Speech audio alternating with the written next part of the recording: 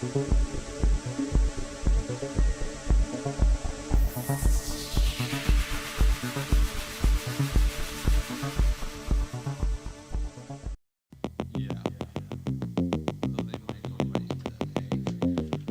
इतनी बड़ी नफरी का शब खून किसी और मकसद के लिए मारा गया था। मैं ये मकसद पहले बयान कर चुका हूँ। एक बार फिर बता देता हूँ कि इसका मकसद ये था कि अमेरिका और बरतानिया पर ऐसा वार किया जाए कि वो इस खुश फहमी से निकल आएँ कि इंडोनेशियाई मुसलमान कमज़ोर हो गए हैं और जल्द या बदेर इनके आगे हथियार डाल देंगे। हम इस मकसद में कामयाब हो गए थे। नासुशिन ने हम सबको इकट्ठा करके खराज तहसीन पेश किया था। ये उसके अल्फाज थे कि हम अपने मकसद में कामयाब हो गए हैं और अब अक़वाम मुत्तहिदा, अमेरिका और बरतानिया हमारे मुस्तकबिल के बारे में बात करने से पहले कई बार सोच लिया करेंगे। उसने ये भी कहा था कि 8 लड़ाका बमबार हवाई जहाज़ों का नुकसान अमेरिका लिए कुछ भी नहीं, मगर ये नुकसान उन लोगों के हाथों हुआ जिन्हें अमेरिका बहुत कमज़ोर समझता था। नासुशिन इसी रोज़ वापस जकार्ता चला गया। दूसरे अफराद की जो मुख्तलिफ गुरीला पार्टी आई थी वो भी चली गई। उस्मान बहुत ही खुश था कि इसकी इज़्ज़त बढ़ गई है और कामयाबी का सेहरा इसके हेडक्वार्टर के सर है। मैं बता नहीं सकता कि मेरी इस दास्तान या सफ़रनामे या आप बीती का ये हिस्सा सामीन कराम पसंद कर रहे हैं नहीं, लेकिन मैं इस हिस्से को ज़्यादा अहमियत देता हूँ। मैंने कई बार कहा है कि मैं ये दास्तान पढ़ने वालों को चस्के की खातिर नहीं सुना रहा। आज देख लें कि सलीबी अक़वाम किस बेदर्दी से मुसलमानों का कत्लेआम कर रही है और बाज़ इस्लामी ममालिक को उन्होंने अपनी फ़रेब काराना चालों से ग़ुलाम बना लिया है। उन्होंने साफ अल्फाज में ऐलान कर दिया है कि कम्युनिज़म के बाद हमें इस्लाम से ख़तरा है। इसका मतलब इसके सिवा और क्या हो सकता है कि गैर मुस्लिम अक़वाम इस्लाम की बेखुनी कर रही हैं। अरब व मुक़द्दस ख़ित्ता अर्ज़ है जहाँ से अल्लाह का ये अजीम दीन जलवा फ़रोज़ हुआ था, मगर आज ये ख़ित्ता अमेरिका को अपना नाखुदा बना बैठा है। उस ख़ित्ते पर यहूदियों का आसेब तारी हो चुका है। अगर आज मुसलमान इंडोनेशियाई हुर्रियत पसंदों वाला जज्बा और मिली गैरत अपने अंदर पैदा कर लें तो इन सलीबी अक़वाम की हैबतनाक जंगी ताकत का मुकाबला किया जा सकता है। वो ठीक कहते हैं कि इस्लाम एक ऐसी क़ुव्वत है जिसे कमज़ोर करना है।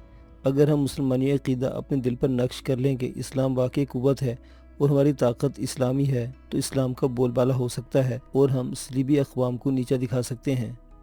मैंने आपको दिखा दिया है कि इंडोनेशियाई हुर्रियत पसंदों ने अमेरिका और बरतानिया जैसी बड़ी ताकतों का मुंह फेर दिया था। आप ये भी समझ गए होंगे कि इंडोनेशियाई हुर्रियत पसंदों की असल क़ुव्वत क्या थी। इस्लाम, इत्तेहाद, लीडरों का खुलूस और मुक़द्दस नस्बुल-ऐन। ना कोई सियासी गिरोह था, ना कोई मजहबी फ़िरका था, सब मुसलमान थे और हुर्रियत पसंद। मैं आज इस दास्तान को लपेट और समेट रहा हूँ। मैंने शुजाअत और हुब्बुल वतनी की दीवानगी की चंद एक वाक़या सुनाए हैं जिनका मैं ऐनी शाहिद हूँ। जंग आज़ादी के दौरान इंडोनेशिया में मौज़ा-नुमा कारनामे हुए थे। आलम इस्लाम इनसे बेखबर रहा और सारी दुनिया बेखबर रही। वजह यह थी कि इंडोनेशिया वालों के पास ज़राए अबलाग नहीं थे। तमाम तर आलमी मीडिया और ज़राए अबलाग यानी अखबार, रिसाले और रेडियो वगैरह अमरीकियों और अंग्रेज़ों के हाथों में थे। सारी दुनिया बरतानिया के नशरियाती इदारे BBC और वॉइस ऑफ अमेरिका को सुनती थी। जर्मनी और फ्रांस के नशरियाती इदारे और ख़बरसां एजेंसियाँ भी अमेरिका और बरतानिया की तरह इंडोनेशिया के हुर्रियत पसंदों का ब्लैक आउट करती थी और अमेरिका और बरतानिया की फ़ौजों को खराज तहसीन पेश करती थी कि ये फ़ौजें इंडोनेशिया से बदअमनी ख़त्म कर रही हैं। मैंने बताया कि इंडियन आर्मी के बेशुमार मुसलमान जवान इंडोनेशियाई हुर्रियत पसंदों से जा मिले थे। इनमें से किसी को भी मिले तो वो आपको इन वाक़यात से कहीं ज़्यादा हैरानकुन वाक़या सुनाएगा जो मैं सुना चुका हूँ, लेकिन दुनिया वालों को इनकी खबर न मिली। मैंने बेशुमार वाक़या सुने थे, लेकिन इन सब को अपनी इस दास्तान में शामिल करना मुमकिन ना था। ऐसा सिर्फ एक वाक़या सुनाऊँगा। ये वाक़या सुनाने वाला इंडियन आर्मी का एक मुसलमान फ़ौजी था। नासुशिन कॉन्फ्रेंस के मौका पर 200 नफरी की जो गुरिल्ला फोर्स आई थी, इनमें 20 इंडियन आर्मी के भगोड़े मुसलमान भी थे। इत्तफाक देखिए कि इनमें एक लांस नायक जमील था जो मेरे ही इलाके का रहने वाला था। अगर आपको याद हो तो मैंने इसका जिक्र पहले भी किया है। जमील के साथ मेरी मुलाकात 1.5-2 साल पहले कुआलालंपुर में हुई थी। वो उस गांव का रहने वाला था जिस गांव में वाजिदा ब्याही गई थी। आसिफ इसका खाविंद था। मुझे उम्मीद है कि आप आसिफ को नहीं भूले होंगे। वो तो मुझे अपना दुश्मन समझता था और मैंने बर्मा फ्रंट से उसे ऐसी ज़ख्मी हालत में उठाया और पीछे भिजवाया था कि इसकी दोनों टांगें बेकार हो चुकी थी। आप ये वाक़या इस दास्तान के पिछले किसी बाब में सुन चुके हैं। वो जमील ने आसिफ और वाजिदा की जो बातें मुझे सुनाई थी वो भी पिछले एक बाब में मैं तफसील से बयान कर चुका हूँ। जमील मेरे पास 2-3 रातें रहा था और हम पूरी रात बैठे बातें करते रहे थे। वो जब इंडोनेशिया आया तो इसे एक दूरदराज इलाके की पार्टी में भेज दिया गया था। उसने अपने कुछ मिशन सुनाए। وہ سنانے کی ضرورت نہیں، وہ ان واقعات سے ملتے جلتے ہیں جن میں سے میں آپ کو سنا چکا ہوں۔ اس نے 3 مہینے پہلے ایک مشن سنایا تو کچھ دیر اس کے منہ کی طرف دیکھتا رہا۔ میں نے پیچھے ایک باب میں بتایا تھا کہ میرین فورس امریکہ کے بحری جہازوں میں آئی تھی اور جنگی جہاز تھے جو بڑے ہی قیمتی اور سمندری جنگ میں بڑے کارآمد اور دہشت ناک ہوتے ہیں۔ جمیل نے بتایا کہ 3 مہینے پہلے جب انڈونیشی لیڈروں کو فائر بندی پر آمادہ کرنے کے لیے اقوام متحدہ نے سفارتی سطح پر زور دینا شروع کیا تو دوسری طرف اتحادیوں نے اپنی جنگی کارروائیاں تیز کر دی تاکہ انڈونیشی لیڈروں کو خوفزدہ کیا جا سکے۔ جیسا کہ میں پہلے بتا چکا ہوں، انڈونیشی لیڈروں نے بہت زبردست جوابی کارروائیوں کا پروگرام بنا لیا۔ امریکہ کے یہ بحری جنگی جہاز انڈونیشیا کے ایک جزیرے بالی کے ساحل پر لنگر انداز تھے۔ انہیں ایک دوسرے سے دور دور لنگر انداز کیا گیا تھا۔ ان میں سے جو سب سے بڑا تھا وہ ساحل سے کچھ دور لنگر انداز تھا۔ امریکہ کو معلوم تھا کہ ان بحری جہازوں کو خطرہ نہیں، کیونکہ انڈونیشیا والوں کے پاس ایئر فورس تو تھی نہیں، نہ ان کے پاس بحری طاقت تھی۔ انڈونیشی لیڈروں نے ہیڈ کوارٹر میں یہ پلان بنایا کہ ان بحری جہازوں میں سے ایک تباہ کر کے ڈبو دیا جائے۔ یہ کام انسانوں نے کرنا تھا اور بظاہر یہ کام مشکل تھا، ناممکن کہا جائے تو زیادہ بہتر ہے۔ چند ایک تیراک چنے گئے۔ جمیل نے بھی اپنا نام دے دیا۔ وہ اپنے بٹالین میں تحریکی کے مقابلوں میں شامل ہوا کرتا تھا۔ آخر 4 تیراک منتخب کیے گئے جن میں ایک جمیل بھی تھا۔ ان چاروں کو سمندر میں کشتیوں پر لے جا کر بار بار اتارا گیا اور خوب مشق کرائی گئی۔ انہیں یہ بھی بتایا گیا کہ بحری جہازوں کو کس طرح تباہ کرنا ہے۔ آخر ایک روز ایک بادبانی کشتی میں چاروں کو بٹھایا گیا۔ رات کا وقت تھا۔ انہیں وہ لباس پہنایا گیا جس کے ساتھ آکسیجن سلنڈر بھی ہوتا ہے اور تیراک کے سر اور منہ پر ماسک چڑھا ہوتا ہے۔ آنکھوں کے آگے شیشے ہوتے ہیں اور سلنڈر سے آکسیجن اس ماسک میں جاتی رہتی ہے اور تیراک خاصی دیر سمندر میں رہ سکتا ہے۔ انہیں موٹر بوٹ یا لانچ میں بھیجا جا سکتا تھا، لیکن رات کے وقت اس کے انجن کی آواز اتنی زیادہ ہوتی ہے کہ دور سے سنائی دیتی ہے، اور اگر یہ استعمال کی جاتی تو بحری جہاز والے دور سے معلوم کر لیتے اور اسے پکڑ سکتے تھے۔ بادبانی کشتی کی کوئی آواز نہیں ہوتی۔ انہیں بارودی سرنگیں دی گئی۔ یہ مقناطیسی سرنگیں ہوتی ہیں۔ ایک ایسی بارودی سرنگ جہاز کے نچلے حصے یعنی اس حصے کے ساتھ چپکا دی جائے جو پانی میں ہوتا ہے تو مقناطیس کی وجہ سے الگ نہیں ہوتی۔ اس کا وقت سیٹ کر دیا جاتا ہے۔ جو تیراک یہ سرنگ کسی بحری جہاز کے نیچے چپکاتا ہے وہ اتنا وقت سیٹ کرتا ہے کہ خود وہاں سے دور کسی محفوظ مقام تک جا سکے۔ سمندر کے اس تھوڑے سے حصے میں جہاں وہ بحری جہاز ساحل سے دور دوسرے جہازوں کے ساتھ کھڑا تھا، اس زمانے میں شارک مچھلیاں بھی ہوتی تھی۔ آپ جانتے ہوں گے کہ شارک مچھلی کس قدر خونخوار ہوتی ہے۔ یہ ویل مچھلی تک پر حملہ کر دیتی ہے۔ ان چاروں تیراکوں کو معلوم نہیں تھا کہ وہاں شارک مچھلیوں کا خطرہ ہے، پھر بھی انہوں نے پرواہ نہ کی اور کہا کہ سرنگ جہاز کے ساتھ لگ جائیں، پھر وہ مر بھی جائیں تو کوئی بات نہیں۔ رات کے وقت ان چاروں کو بادبانی کشتی میں بٹھا کر سرنگیں دے کر اللہ حافظ کہہ دیا گیا۔ کشتی دور چکر کاٹ کر مطلوبہ مقام تک پہنچی اور بادبان لپیٹ لیے گئے۔ کشتی کو بحری جہازوں کے قریب نہیں لانا تھا بلکہ دور کھڑا کرنا تھا۔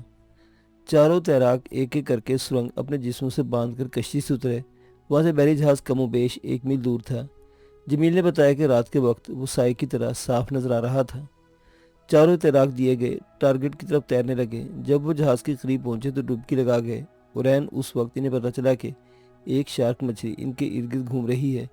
انہوں نے پرواہ نہ کی اور سمندر کے اندر اندر تیرتے ہوئے بحری جہاز تک پہنچ گئے اور سرنگیں ان جگہوں پر چپکا دی جو انہیں پہلے ہی سمجھا دی گئی تھی۔ بحری جہاز کی ایک میگزین ہوتی ہے جس میں گولہ بارود سٹور کیا جاتا ہے۔ یہ پھٹ جائے تو بحری جہاز 2 ٹکڑوں میں کٹ جاتا ہے یا فوراً ڈوب جاتا ہے۔ ایک سرنگ میگزین کے مقام پر چپکائی گئی۔ انہوں نے پانی کے نیچے ٹائم سیٹ کر لیا اور اندھیرے میں کر سکتے تھے۔ اتنے بڑے اور لمبے بحری جہاز کے ساتھ 4 مقناطیسی سرنگیں چپک گئیں اور جہاز والوں کو خبر تک نہ ہوئی۔ چاروں سمندر کے نیچے واپس تیرنے لگے۔ جمیل نے محسوس کیا کہ اس کے ساتھ تیرنے والے نے اس کا ایک بازو پکڑ لیا ہے، اور پھر اس طرح ہوا کہ وہ انڈونیشی جمیل کے بازو کو مضبوطی سے پکڑ رہا تھا اور صاف پتہ چل رہا تھا کہ کوئی چیز اسے پیچھے کو کھینچ رہی ہے۔ پھر اس انڈونیشی کا ہاتھ جمیل کے بازو سے اکھڑ گیا۔ جمیل نے کسی طرح محسوس کر لیا کہ اس بدقسمت انڈونیشی کو شارک نے پکڑ لیا تھا۔ وہ کشتی تک پہنچ گئے اور ملاحوں نے ان کا ہاتھ پکڑ کر انہیں کشتی میں سوار کرایا، لیکن اب وہ 4 نہیں بلکہ 3 تھے۔ وہاں وہ اپنے اس ساتھی کو پکار نہیں سکتے تھے، وہ سمندر سے ابھرا ہی نہیں تھا۔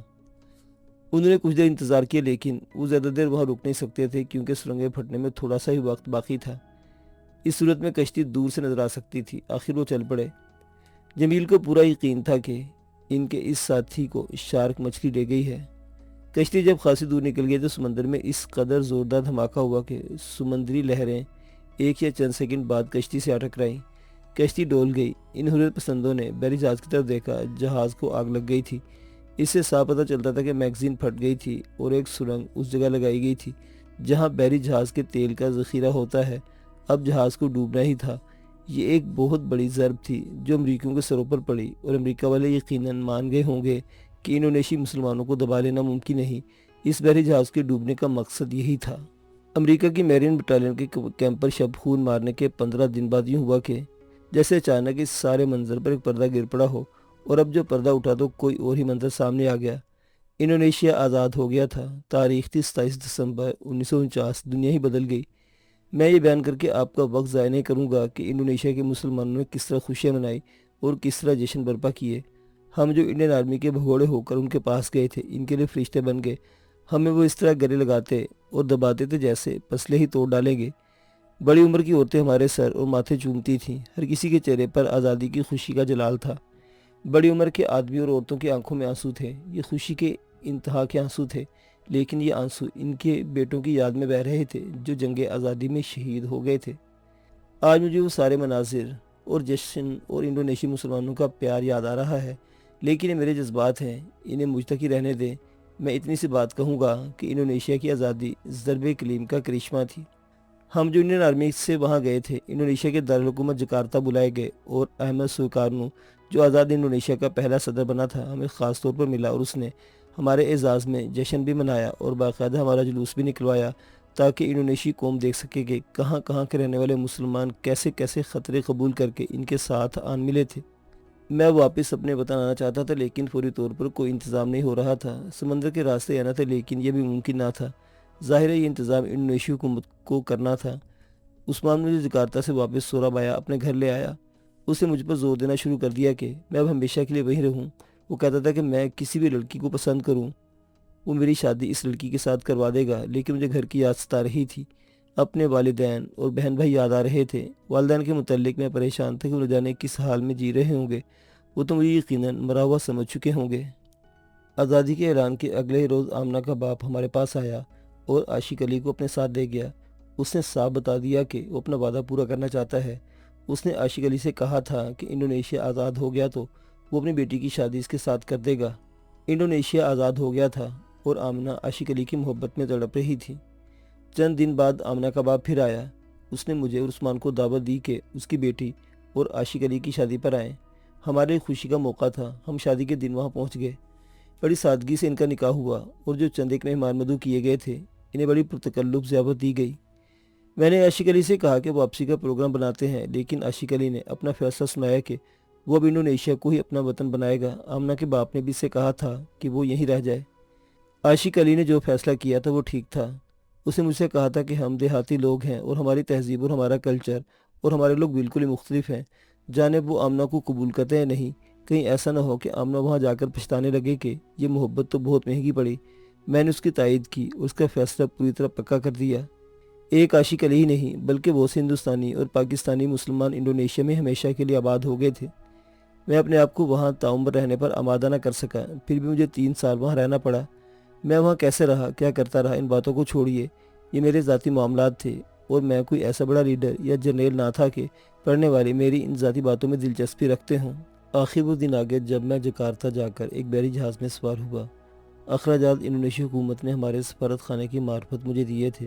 اس جہاز نے 1.5 ماہ بعد مجھے کراچی کی بندرگاہ پر اتارا، اور میں جو ایک آزاد ملک سے آیا تھا اپنے آزاد ملک میں داخل ہوا۔ میں نے کراچی سے دور اپر شمال میں اپنے قصبے تک کا سفر کے دوران کیا کیا دیکھا، یہ لکھنے لگوں تو ایک کتاب لکھ ڈالوں، لیکن اتنا ہی کہوں گا کہ مجھے مایوسی کے سوا کچھ نہ ملا۔ قوم کا وہ اتحاد جس نے پاکستان بنایا تھا ٹوٹ پھوٹ چکا تھا۔ درجنوں سیاسی پارٹیاں بن چکی تھیں اور اسلام کئی ایک فرقوں میں بٹ گیا تھا۔ صرف یہ خوشی حاصل ہوئی کہ اب ہم آزاد ہیں، لیکن قوم اخلاقی قدروں سے بھی آزاد ہو چکی تھی۔ قوم تو ایک لفظ ہے، پاکستانی ایک قوم رہی نہیں تھے۔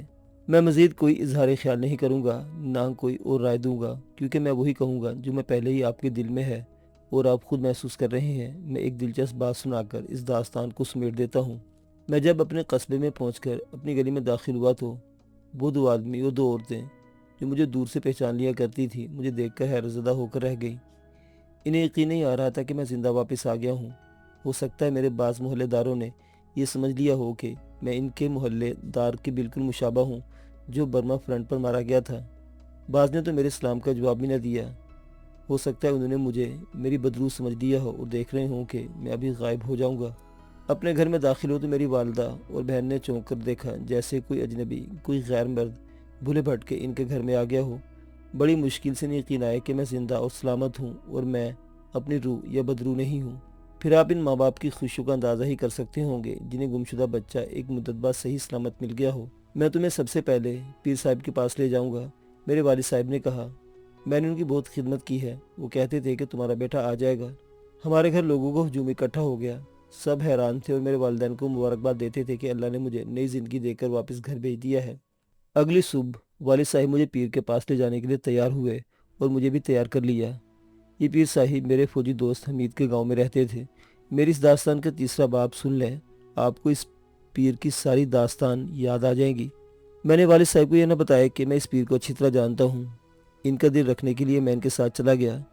راستے میں والد صاحب مجھے بار بار ہدایت دیتے تھے کہ پیر صاحب کے پاؤں اور گھٹنے چھونا اور ان کے آگے سر اور نظریں جھکا کر رکھنا ذرا سی بھی بدتمیزی نہ ہو۔